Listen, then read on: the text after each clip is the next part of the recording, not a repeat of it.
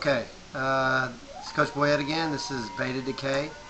Now, we already looked at the alpha particles, and now we're looking at beta particles.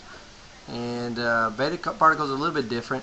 Alpha particles is when there was too many protons, and so we had to get rid of extra protons in order to make that nucleus nice and stable.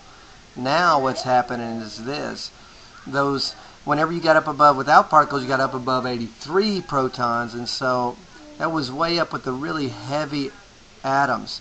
Now we're down with the really small atoms like carbon and nitrogen and oxygen, all that stuff.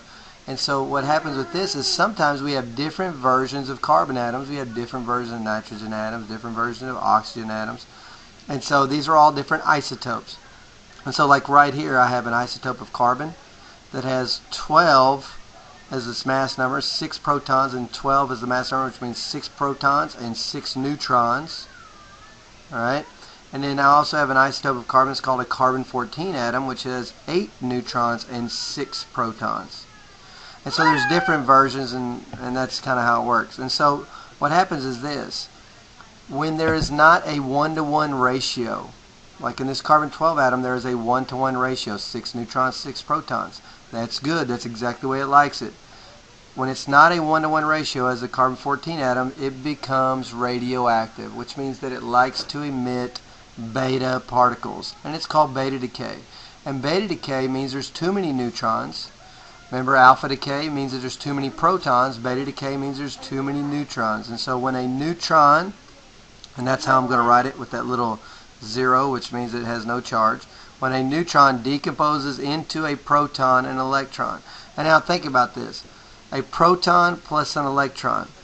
What happens when you mix a positive and a negative? Well, they cancel each other out and they become neutral.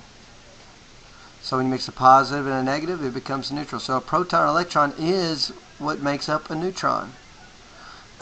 So a neutron really can be broken down into a proton and electron. That's what happens. So if I break down one of these neutrons, I have too many neutrons, I break one down into a proton and an electron, then that means I get one extra proton that comes out, and I have one less neutron.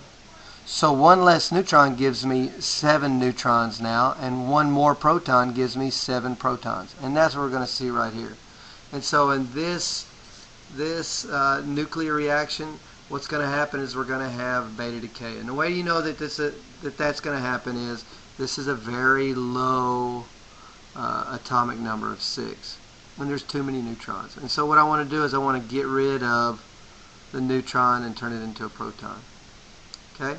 So what's going to happen is this. You're going to see it in either one or two ways. You're either going to see it written where you see the extra electron being given off, or you see what is created. And what is created is this.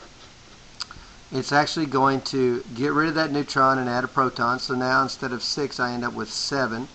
And so the mass number ends up being the same. And that right there is nitrogen. If you look on your periodic table, that's nitrogen. Nitrogen has 7 and has a mass number of 14. So one of the neutrons was given off and it turned into a proton. And so now what you're going to get is you're going to get a problem that looks like this right here, where you have to solve for what's missing. And so really you do it the same way as you do alpha decay. So the difference between 6 and 7 right here is that 7 is really 1 less than 6. So how do you write 1 less? You write -1. That's 1 less than 7. So 1 less than 7 is -1, and you get 6. And so what about this? 14 plus what gives 14? Well, 14 plus 0 gives 14. And so now there is no atom that has a -1 atomic number.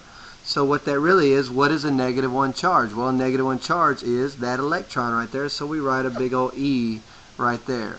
And so what we're telling is this. That electron did not come off of the atom of carbon. What it did is one of the neutrons turned into an electron, and a proton was added. Does that make sense? Think about that for a second.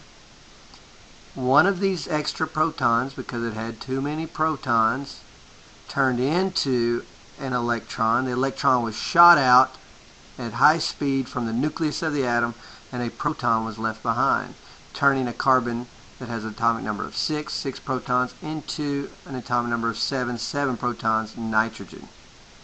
And now, that right there is called a beta particle. That's beta decay. Another way to write that, you'll see sometimes, is they'll write it like this, and they'll actually write a beta, which is a B with a little extra long line. And that's another way to write beta particle. And now, what also happens that you don't normally see, and we don't really talk about, is we talked about 3 different particles that were actually given off. An alpha particle, a beta particle, and a gamma particle. A gamma particle is that high energy particle. It's the thing that nuclear bombs are made out of. It's the thing that nuclear reactors use, and we worry about meltdowns, and the thing that happened over in Japan or in Chernobyl or something like that. Those gamma particles are those really dangerous particles.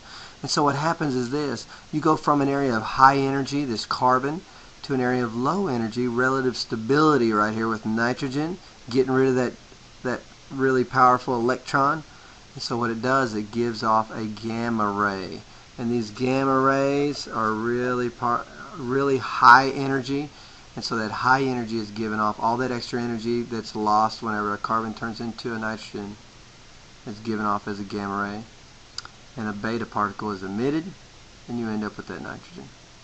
Okay, so when you're working these kind of problems, recognize that it's the smaller atoms that do this. Okay?